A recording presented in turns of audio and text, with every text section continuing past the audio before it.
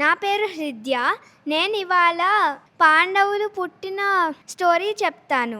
ఒకరోజు హస్తినాపురంలో పాండురాజు, కుంతి అండ్ మాద్రికి పాండవాస్ పుట్టారు.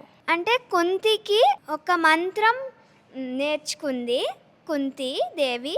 అప్పుడు కుంతీదేవి ఆ మంత్రం చెప్తే సూర్యుడు వచ్చి ఒక బాలుడిని ఇచ్చాడు కుంతికి.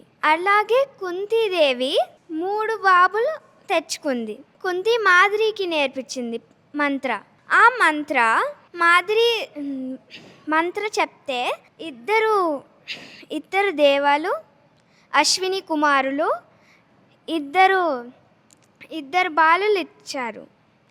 అట్లాగా పాండవులు పుట్టారు. 5 పాండవులు.